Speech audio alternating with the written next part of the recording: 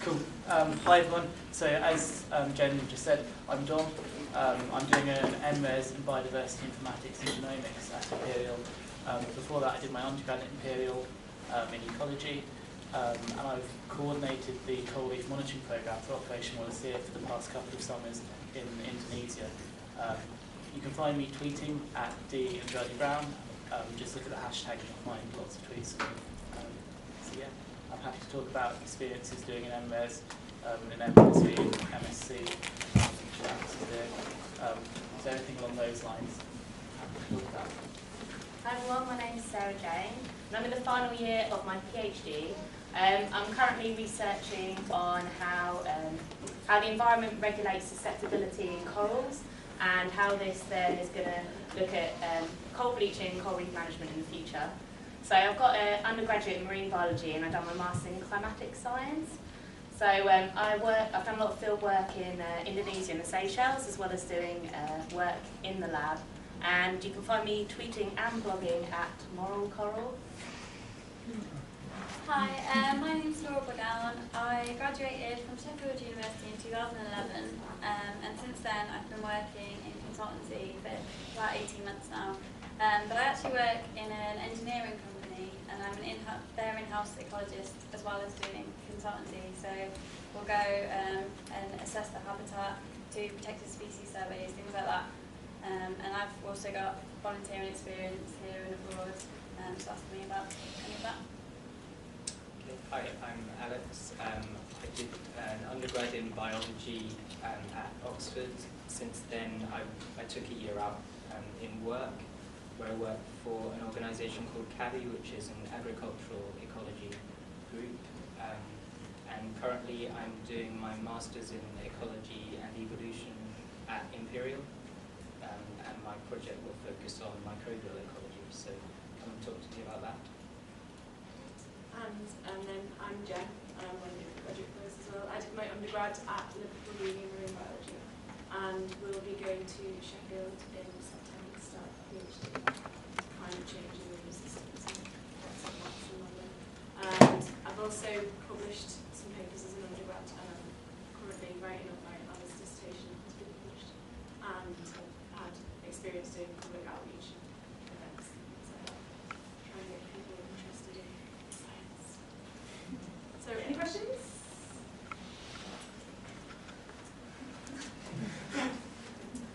Josh? Would you say there's any, if you're applying for masters, any particularly valuable voluntary experience you can get before applying, like Operation Wallis or trying to get some more UK-based experience? You go first? Yeah. I'd say, in general, as you've heard through the day, getting voluntary experience is really good. There's a lot of benefits from that. I think in terms of specifically about applying for your masters, some of the more competitive masters definitely require voluntary work. So things like, particularly areas around conservation, a lot of the top conservation masters you basically will not be able to get onto unless you have voluntary experience. For some of them, for some quite substantial periods of time.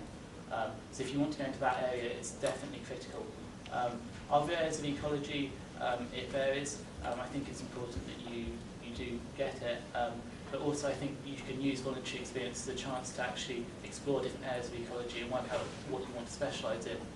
As an undergrad, you've probably done quite a broad degree, and then even if you're doing a name degree in ecology, final years are still fairly broad because you have to pick different modules. A master's is a chance to actually, you can either specialise into something a bit more, or you can still do a fairly broad master's.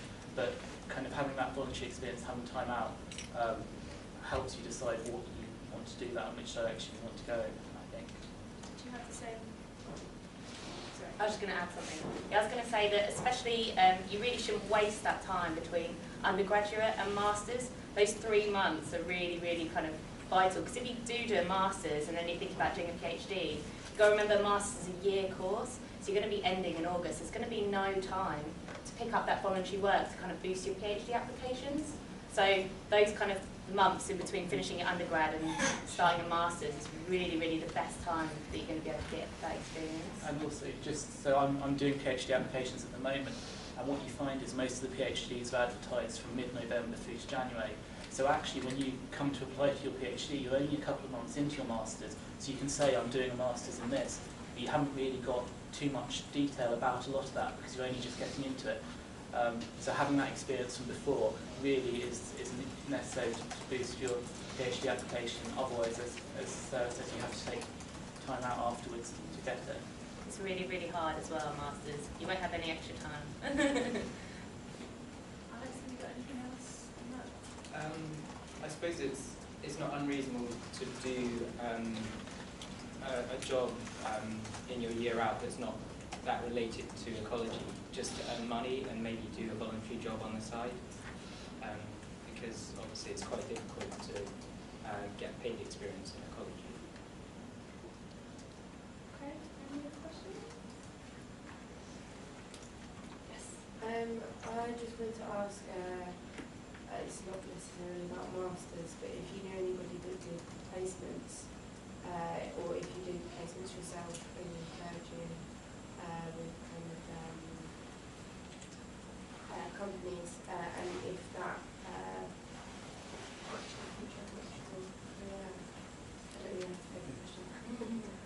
Can I put this in? I did a placement. It was kind of like, it wasn't as part of my degree at first. They introduced it when I was in my second year, so I did it between second and third year. I did it at a company called FERA, which is an executive agency of DEFRA, so it was like a research institution, and it was really good. And I was going to do a master's, I was going to do an MBAS at the end of my degree, but instead I did the placement because you couldn't do 5 years. And I think for me, going into employment after, it was definitely worth it to get that experience rather than get the master's, because you get a lot of skills that you don't necessarily get like from academia, and you get the contacts and you just know what it's like to be in a workplace for a whole year, which is really important, and you usually get paid for it as well. So. I did my, when I'd done my Masters, I actually done my research project. We had a lot of projects that were advertised within industry. So you could always do that as undergrad as well, maybe approach some of the like consultancies, things like that. I actually went to DEFRA, which is DEFRA for the Isle of Man, and worked within their fisheries.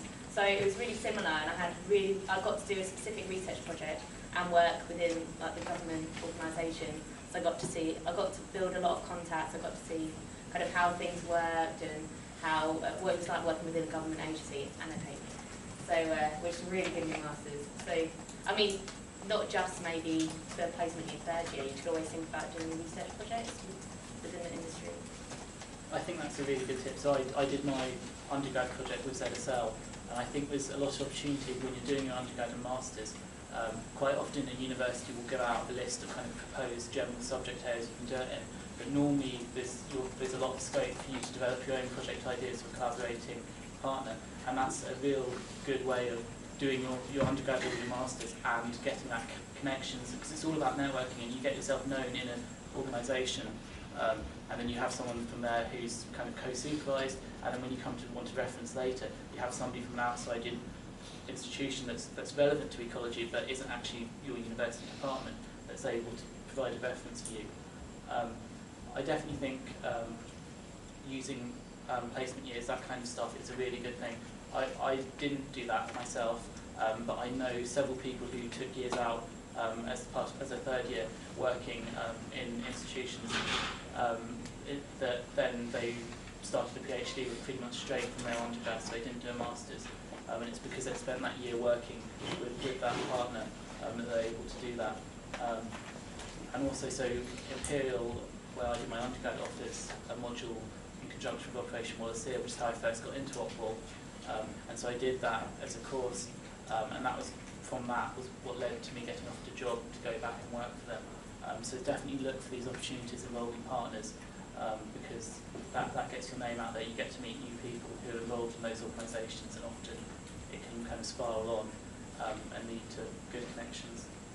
And leading on from those kind of opportunities, working with, like, for example, Operation Wallacea or Coral K, or or any kind of like ecology placements that you have to pay for. You normally have to pay the first time, but I would never pay a second time. Once you've done it, once you've got those 3-4 weeks, you can work for them. So but you know, don't just keep. I've got some friends that just keep paying every year doing something else. I was like, why don't you just go back as staff? They're desperate for staff. They want people to go out, and you won't have to pay, and you're just building up your field experience.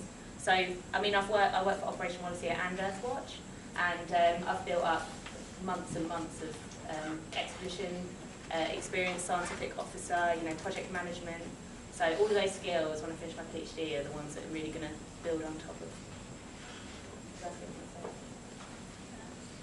I went and did an exhibition in Honduras like two years ago, or no, even 3 years ago, quite a long time ago.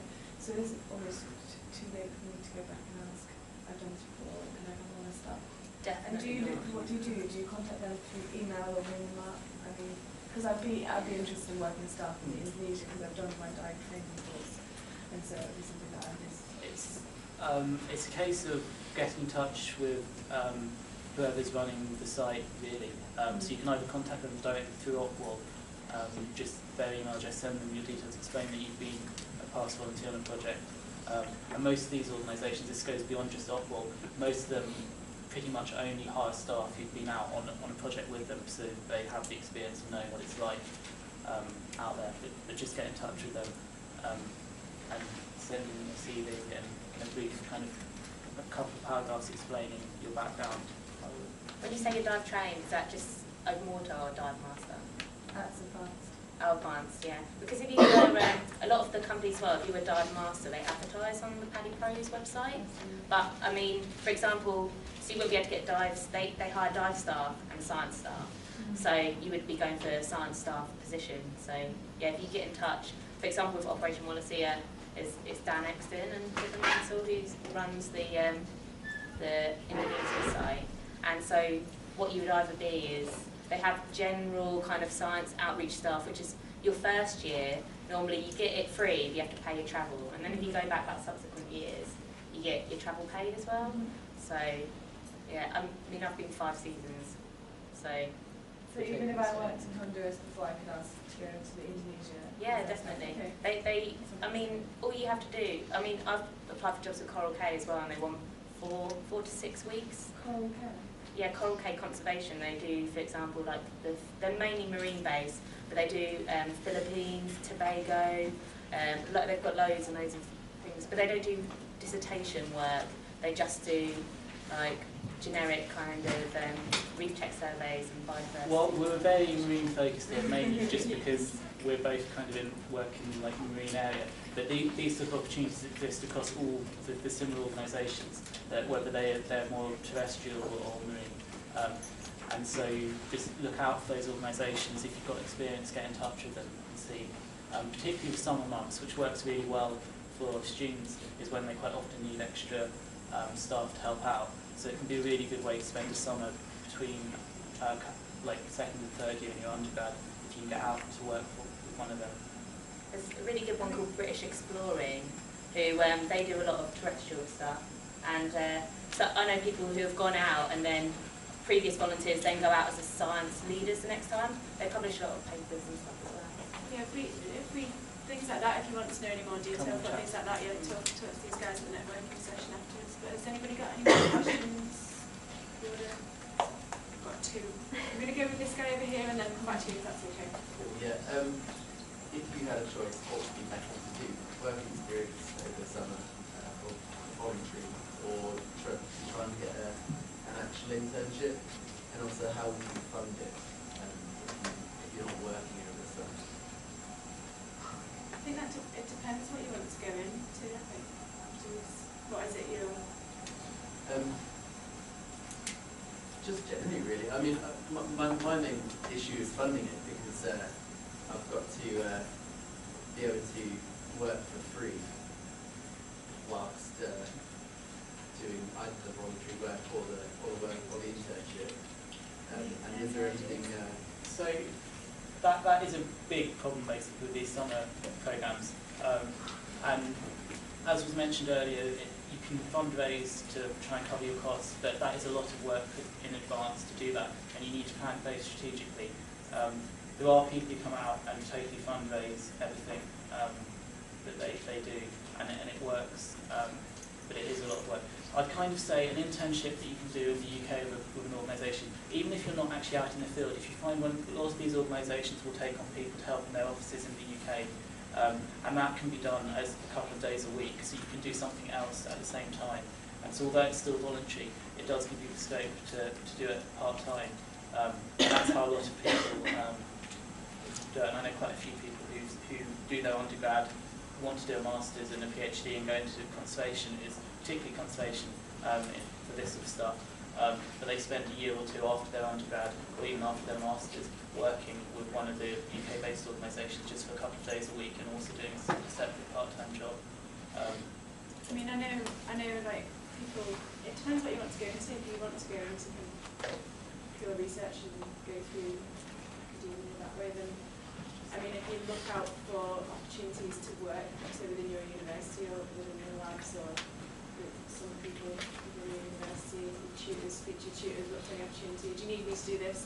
You know, they can get you to data entry, some really boring stuff for like 2 weeks, and you do it really well, and then they go, I need someone to do this job, and that's what I did.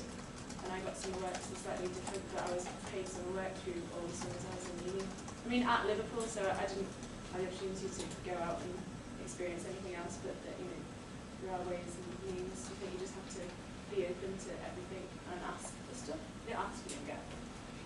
So. I think what you were saying about part-time work is really important as well. I mean, when I was in my third year, I can completely relate. I haven't got rich parents. I had to fund everything myself.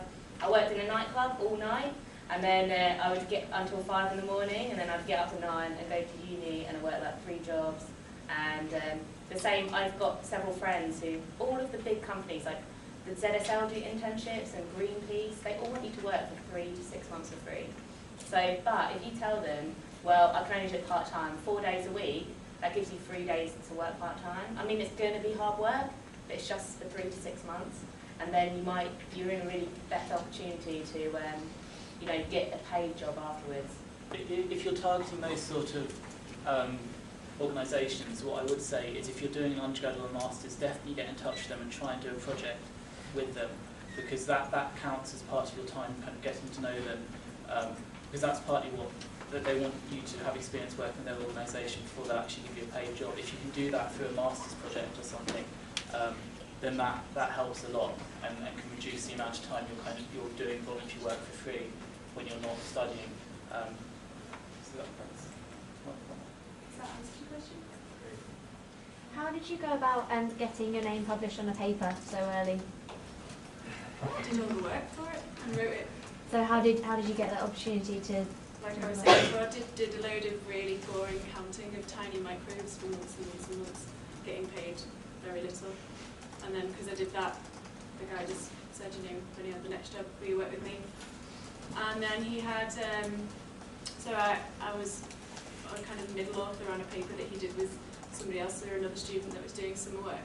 And then I just went back and said, you know, I want to do a project, I want a paper, that's what I want to do. And we thought up an idea, I did the work, and we published it. So just kind of being proactive, I guess, about, you know, or trying to figure out what opportunities are around you and making the most of it. And if you want something, go and try and get it. You know, it's not going to come to you. Someone isn't going to come to you and go, yeah, that's for you. I mean, if they do, then you're really lucky. But it's likely that they don't. You have to go and get it.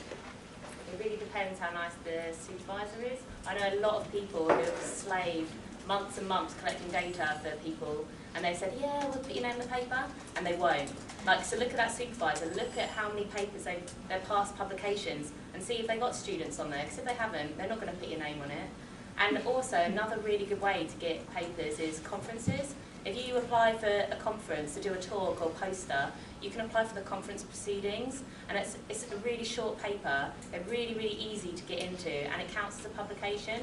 And the editor, so I recently spoke at an international conference in Australia last summer, and I got a paper in the conference proceedings, and I mean, some of the top guys in my field were chairing my session, so they were giving me feedback on my work, and I also got my undergraduate work. I did a project with a PhD student at the time, and then we published it together.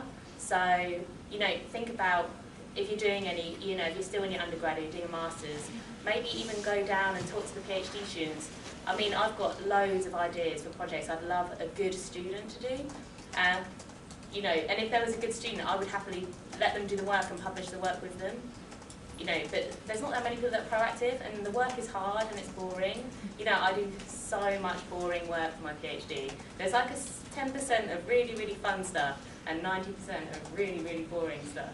So, you know, it's not all going to be really fun, but you've got to just take those opportunities, and if you knuckle down and do it, then you can get your name papers. Okay, thanks. Anything else? Do you want time around now?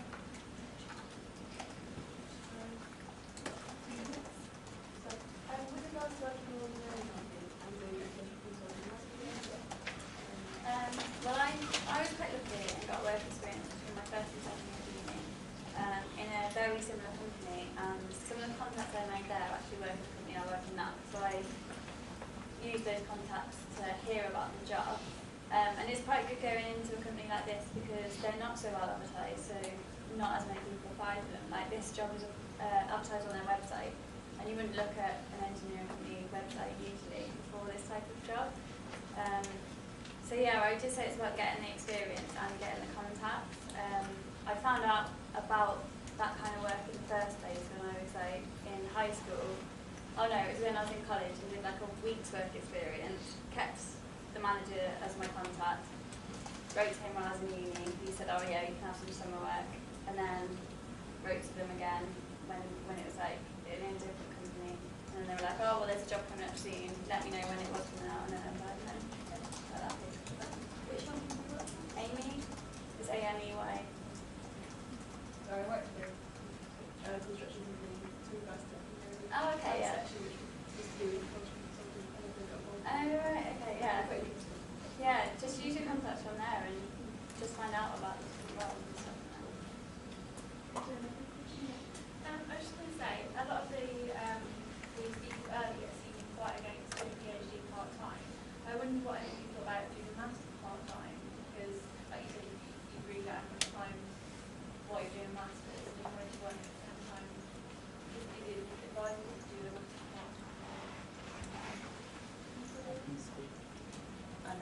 I know, I wouldn't say a talk course master's part-time is probably slightly harder. If you're thinking down the MRes route, I know a couple of people who are doing MRes as part-time, and they just do it over 2 years, and it works fine for them. Why is the talk one harder? The talk one's slightly harder because there's normally timetabled modules, and you have lectures a couple of times a day and then practical sessions. So trying to fit that in around a part-time job can be quite challenging. I don't know a huge amount about that. I don't know if anyone else does. But yeah, definitely I know people doing MRes and they don't have a problem at all, and that fits in very well. Yeah, I done my master's at University of Anglia, and I had quite a few friends there who were doing part-time talk masters.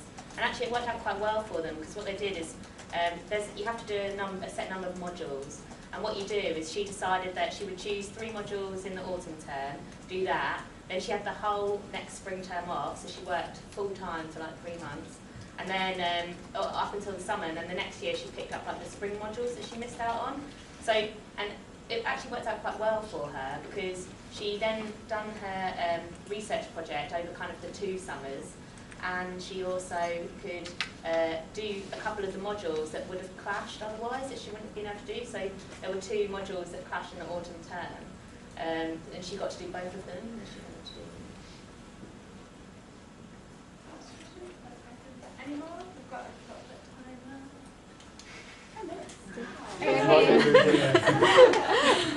now. A question for Sarah Jane.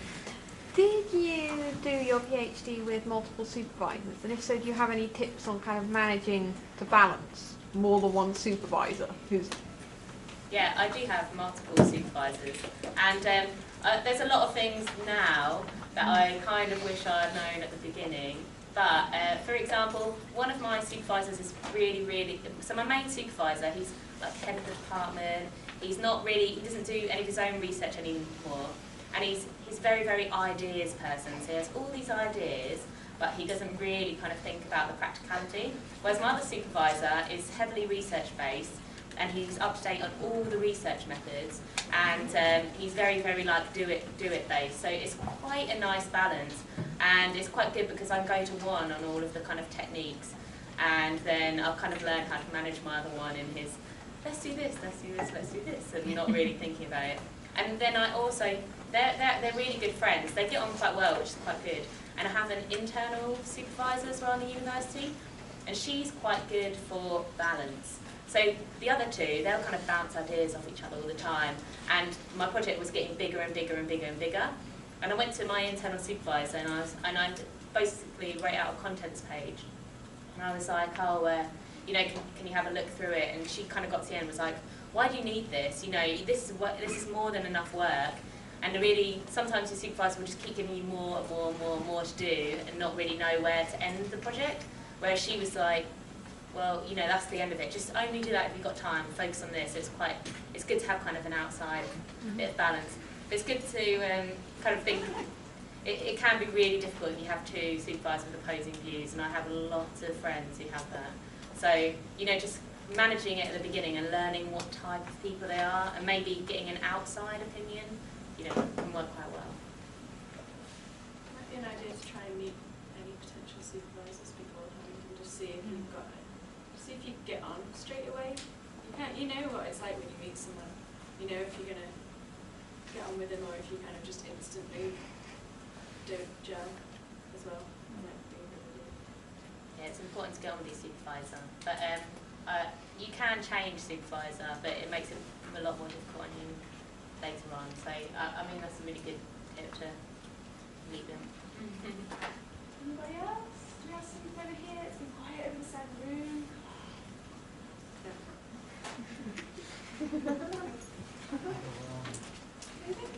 I've got one question. It's about personal experience. I'm applying for jobs at the moment, and on one website there's two jobs that I'm going to go for the same company. I don't know if anyone's come across that. I didn't know how to approach it because one was like a field ecologist, one was an assistant ecologist. But I decided to go for the field one because it required more experience than the assistant one. But is it better to apply for both? Like, I don't know anyone's applied for two jobs. I don't know. I applied to PhDs with the same supervisors, but let them know and let them know the reasons behind why they've got two very, very different PhDs. I was wondering sure whether. I don't know. Does anybody else know? Are you saying there was like one that was higher up? Yeah, well, I suppose one was more for like an entry level kind of graduate one, and another one was, it didn't require, like I had both the skills for both of them, and I don't have any other experience. So I was more than capable for both of them. But I was just wondering whether you apply for both to show that you're keen, or whether you apply for one, like the higher up one.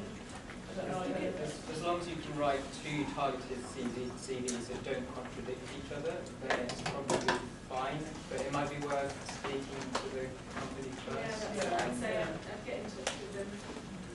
See, I would just apply for the higher one, and I would mention that I was also interested in acquisition. Otherwise, you're wasting their time reading both of them, and they can see that if you're applying for the higher one and someone else is better than you, but you're better than the other people that applied for the other job, they're probably going to place that job first, and then maybe pick for the next job out of those people anyway. Would you not think to get in touch with them anyway, maybe see? Before applying for a job that's something else really serious on, I'll probably get in touch with them anyway. But I would kind of mention it in your in cover letter.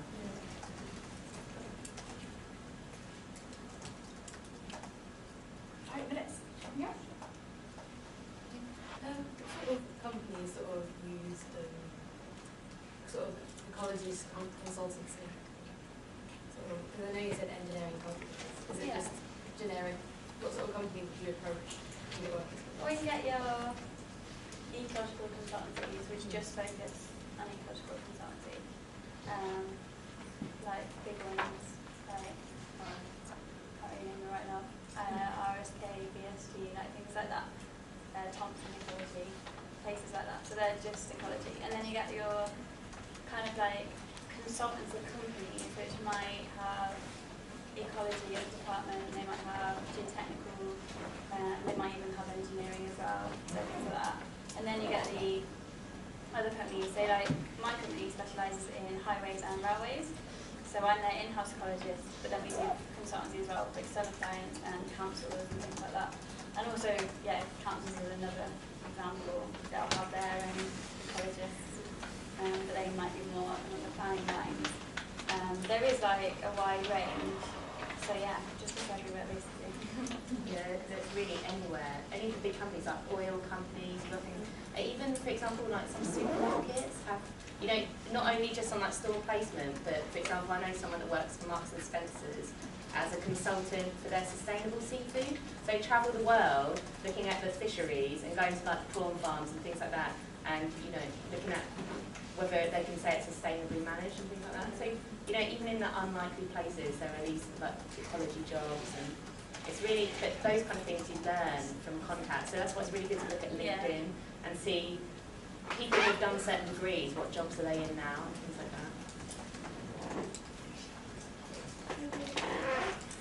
About Masters by Research, have you got any ideas about if it's possible to get any funding like you would a studentship for a PhD, but just for Masters by Research? There is, it depends. There used to be more funding than there is, but there's no longer research council funding for most masters. There's certainly, Sarah Jane will probably talk about some funding from external societies that fund masters, but there's not a huge amount. If you're interested in actually going into research, you can get 1+3 PhDs, which actually give you funding for the PhD, but also a first-year master's research. They're obviously very competitive, but they are out there in ecology. And you quite often do see them if you look on findingphd.com, things like that. So if you know you want to go the full way and do a PhD, and you're looking at your undergrad, going and applying for something like that is quite good, especially if you don't have the funds to get yourself to a master's. I got a funded master's. I applied for PhDs, and I got a PhD, but I didn't get the funding because I don't know if any of you know how PhDs work. Basically, people might apply. A university might say, "Oh, we've got 13 PhDs, advertise them." Then they'll pick 13 best candidates for each of those projects, but only 3 might get funded. So I got the PhD, but I didn't get the funding. So then I was kind of last minute thinking, "Oh, what am I going to do?" So I applied for masters, and actually what I did is I went straight to the research councils. Like Don was saying, it has been cut a lot. I know the ones that I did have been cut now. But I went to like the Natural Environmental Research Council, and on their website they had a list of all the universities and projects that they funded. And I just applied to all of those universities and I ended up getting a funded place. Also, for example, I'm at the University of Essex, and for the masters there, like the fisheries, the Fisheries Society gives like a £4,000 grant. And I know at Bangor, the marine biology degree, there's like some woman who died left it in her will that 3 students every year get £5,000 who do the masters. So there's those kind of things, but again, you only hear about them because of people who have been to those universities. You know, they might not be advertised. Yeah, there's sometimes like internally funded ones, or I mean, in Liverpool, and then we've got potentially I might do a master's there, you know, like sending you other pages. There's funding here, so you know, you can always, if you see a master's that you're interested in, you can always also ask the person that is coordinating the master's degrees if there is any funding, or who you can apply to if they know anything, because they probably know. You can always apply, for example, the Royal Geographical Society. They fund research expeditions, so you might decide, you might apply for a research master's, and then they do, it's like £4,000. You can apply then once you've started the master's for several different pools of funding that you might get, but they only, it has to be a specific research project. They wouldn't just fund you for like a taught master's. There's quite a few organisations out there that will do small grants towards a research project. So once you're on a master's, if you're going to do extensive field research, you can apply for grants towards the cost of that research. But you actually have to be on the master's and plan what you're doing in terms of the research project, really to get that. You can always work for a year first. A lot of people do that, and then you're funding it yourself. And then if you then apply for the funding and you get any back, then one of my friends done that. He saved up the money for the masters, done the masters, then managed to get some funding, and then he used the money to find jobs afterwards, you know, when he was out of work for 6 months. Right, I think that's we've got time for. It's 5